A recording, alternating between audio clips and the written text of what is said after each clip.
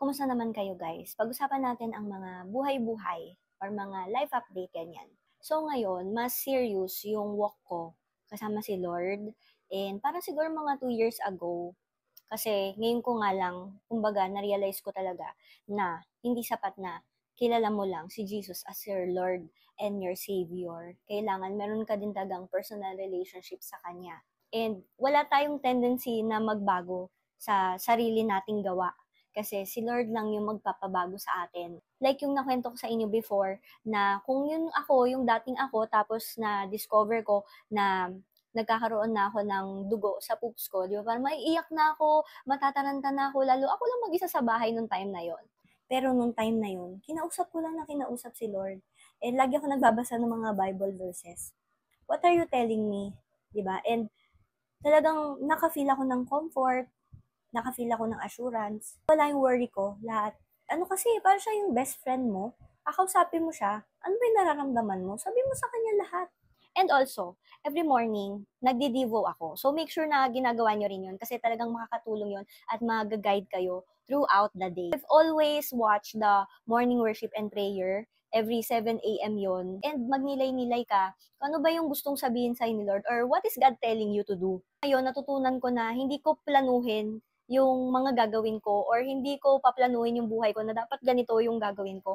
Kumbaga, yung plano ko is nakaayon sa plano ng Panginoon sa akin. All I need is to obey and not harden my heart. Meron ako dito ang Bible verses jar. Ayan siya, nakabox siya na ganyan. Mura lang to, around 200 pesos lang. Meron din dito sa TikTok shop and ganito yung itsura niya. Alam ko na hindi madali ang buhay.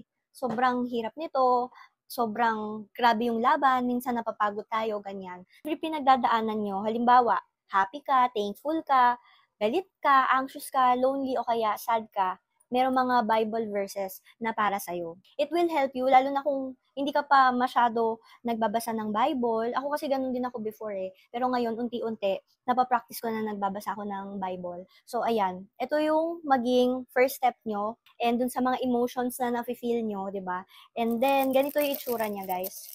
Ayan. So, isi-set up natin siya. So, pwede nyo itong dalhin kapag pupunta kayo sa school, lalo na sa office, di ba? Iba-iba kasing emotions yung nararamdaman natin, iba't ibang stress. So, di ba, makakatulong talaga siya. So, for example, today, tayo ay thankful. So, pili tayo. Thankful dito is color pink. So, hanapin natin yung color pink. Ito siya sa pinakaunahan. So, dito, nakalagay, the verse is from James chapter 1, verse 17. And sabi dito, every good gift and every perfect gift is from above, coming down from the Father of lights, with whom there is no variation or shadow due to change. So, minsan, ginagawa ko dito, pinagninilay-nilay ko pa siya, and pinagpe-pray ko, ito pa lang, simpleng verse na to, grabe na, sobrang makakatulong sa inyo. So, example, another one, we have the dark pink or halimbawa sobrang galit ka sa boss mo o nagalit ka dun sa employee mo o kaya nagalit ka kung kani-kanino sa mga friends nyo, ganun. So,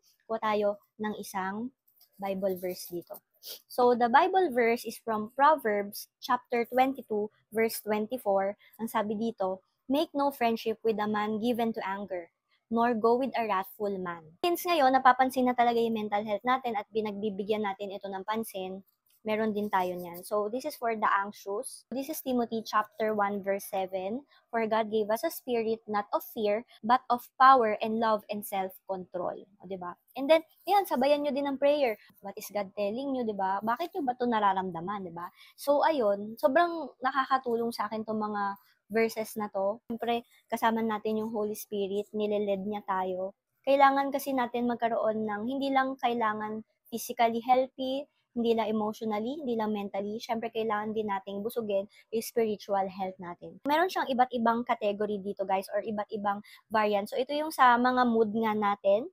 And then meron din tayo na for repentance, for worship, for seeking, dedication, gratitude, faith. Din tayo for honesty, diligence, self-discipline, empathy, positivity, accountability. So kung may mga friends kayo na kailangan nito, ayan, bilan nyo na sila, regaluhan nyo sila.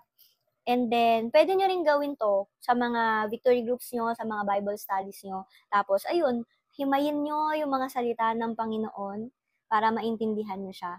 Yun, sobrang makakatulong talaga to sa buhay. Like guys, Iba yung contentment na nararamdaman mo kapag nasa Panginoon ka. Iba talaga. As in, hindi ka magiging lost, hindi ka magiging kulang, lalo na kapag nasa Panginoon ka. So, ayun. God bless mga kapatid. And, yeah, lagay ko siya dyan sa yellow basket kung gusto niyo ito.